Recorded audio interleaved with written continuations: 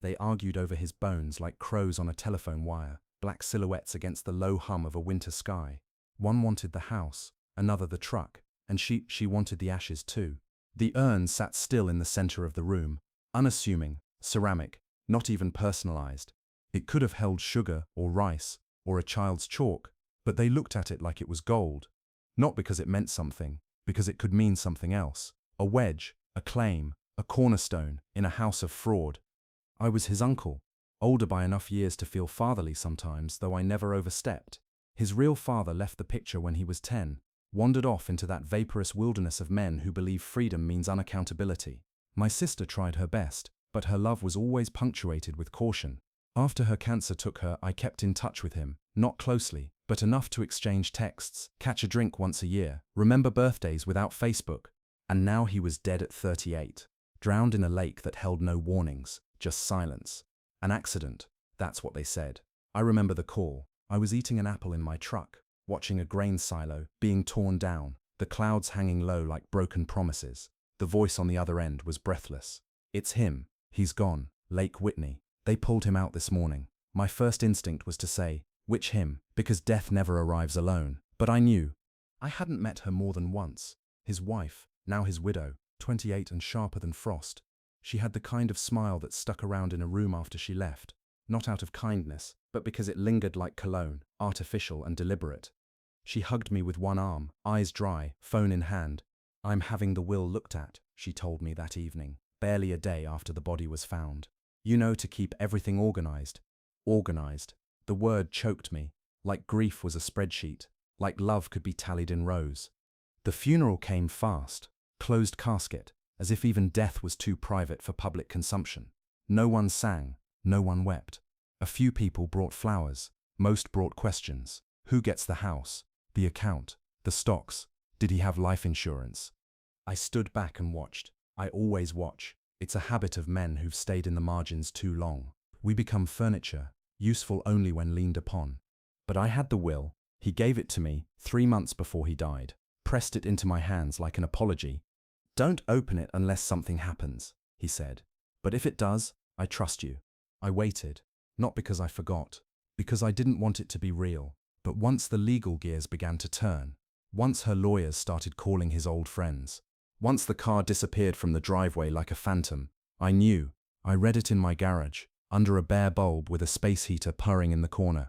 The ink felt wet. His name glared up at me like a dare. He left her very little. It was all accounted for, a modest savings, the house meant to go to his goddaughter, the car to an old friend, even the fishing rods to me. He wrote a paragraph about her, carefully, like threading a needle. To my wife I leave my love and the memories we shared. We had time, though not enough. She will be fine. That was it. She would not be fine.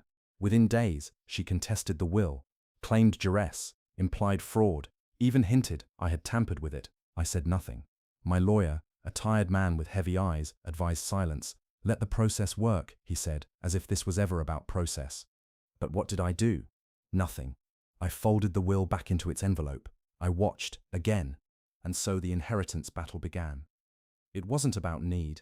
It wasn't about fairness. It was about winning, about standing on a mountain of grief and declaring yourself the rightful heir to the tragedy. She smiled through interviews, posted tributes, cried on cue, but the ash in the urn never got warmer.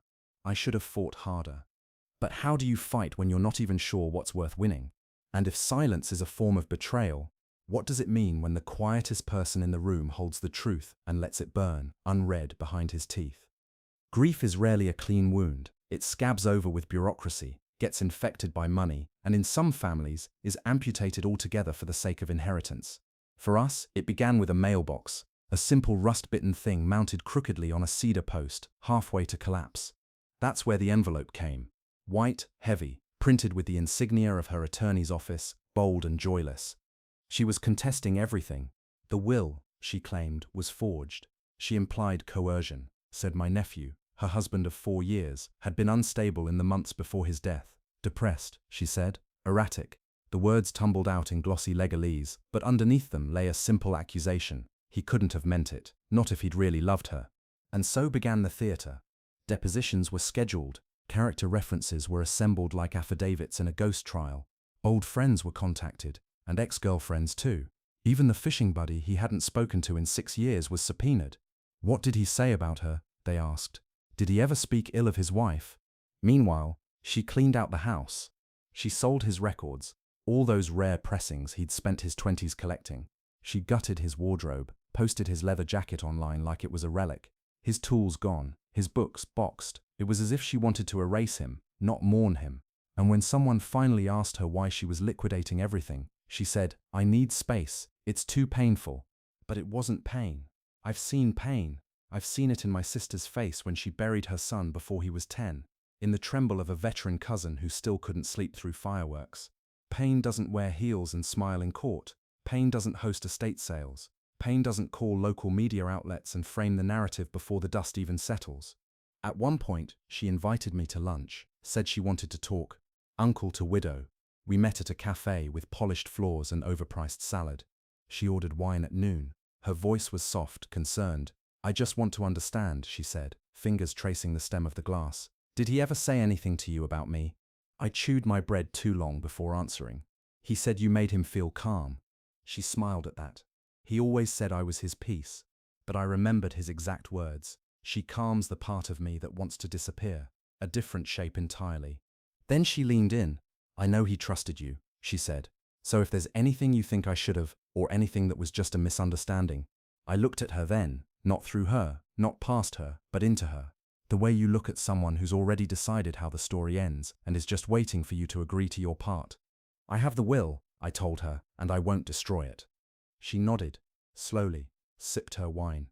"Then I guess we'll let the lawyers decide." It felt like a trap being baited with pleasantries. Later that night, I opened the will again, reread every line like a confession. He hadn't been cruel. He hadn't excluded her out of spite.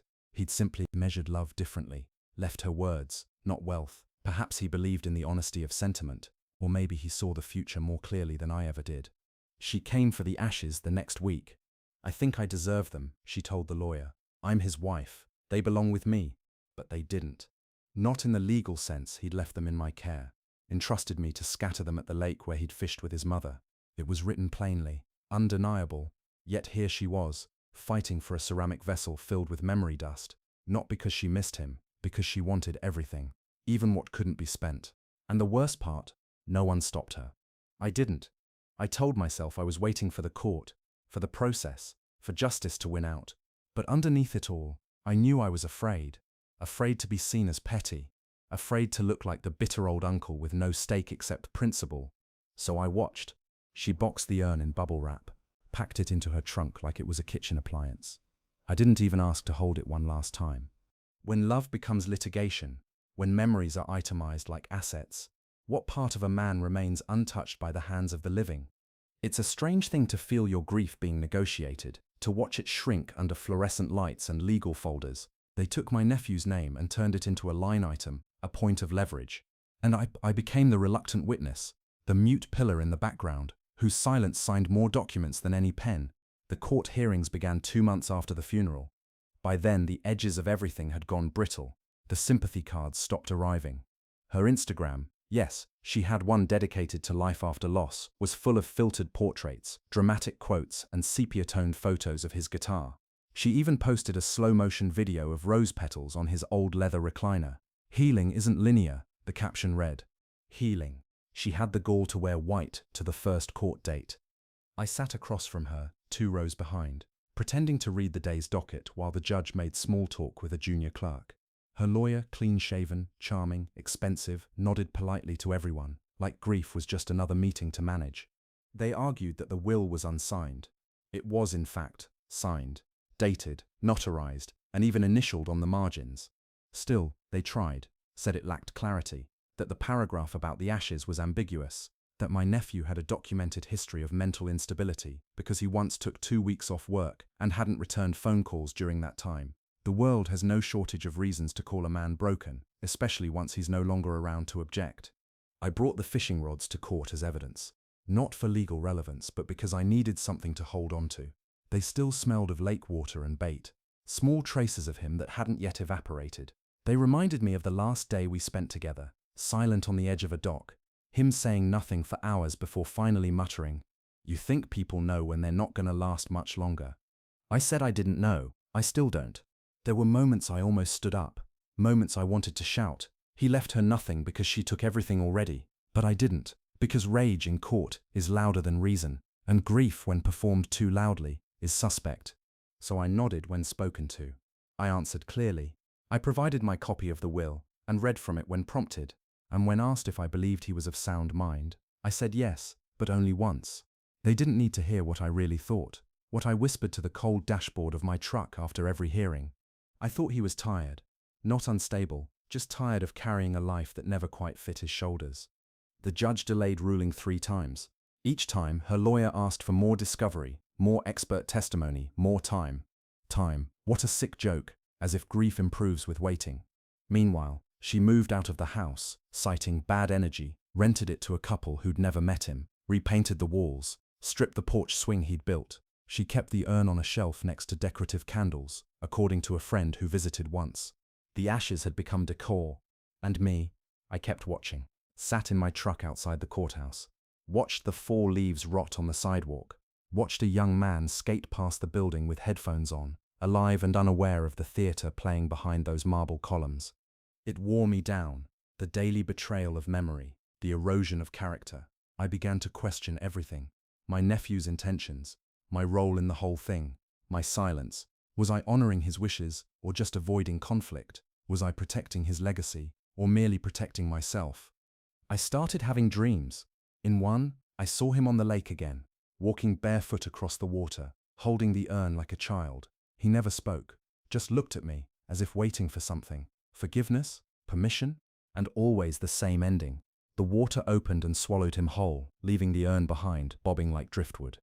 I'd wake in a sweat, throat tight, knowing it meant something I didn't want to face.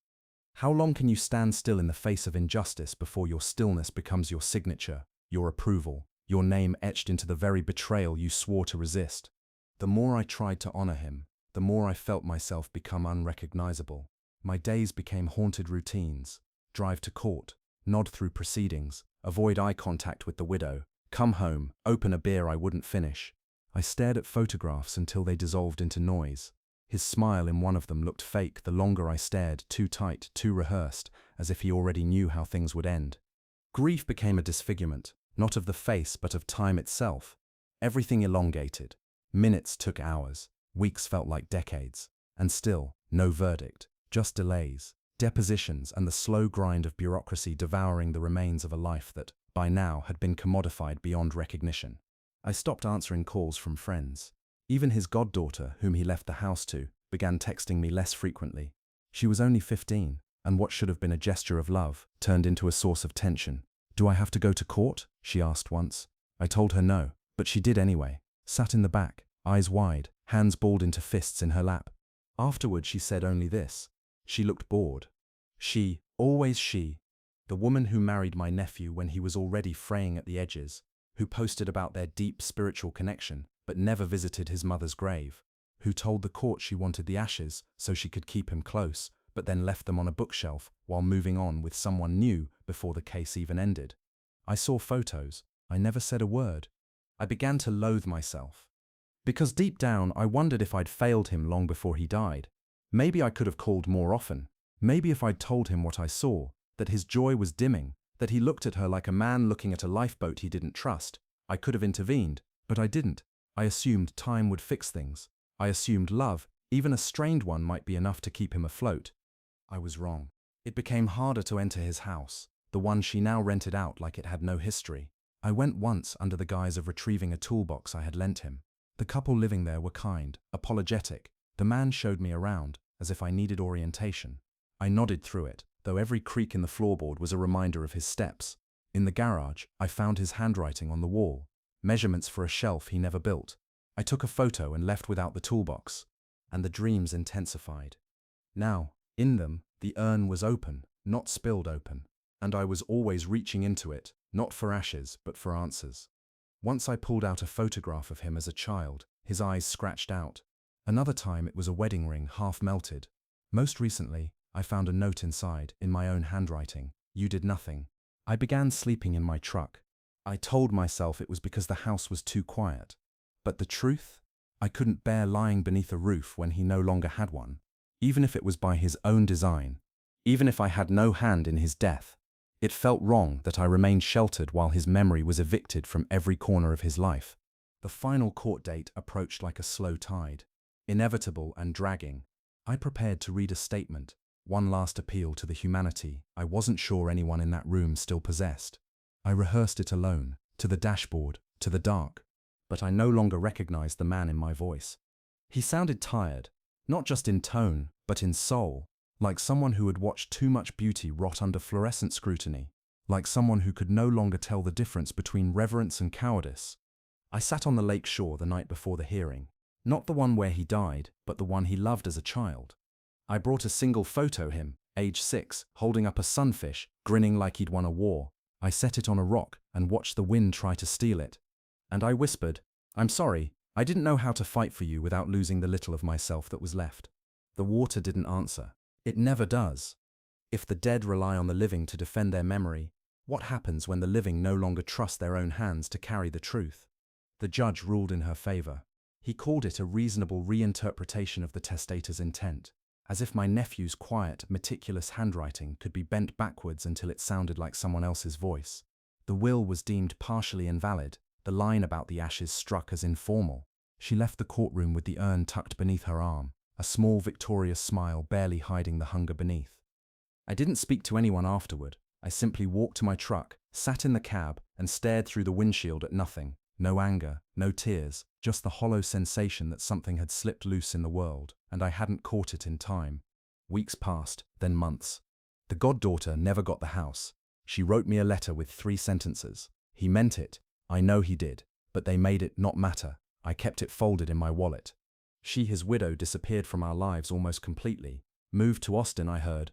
Opened a boutique, got engaged again within the year. The ashes, if they weren't discarded or sold, now lived somewhere among throw pillows and incense burners. Maybe they were in a closet, maybe they'd been scattered already, but not at the lake, not where he asked. I never told anyone what he'd said to me, the day he gave me the will, not until now.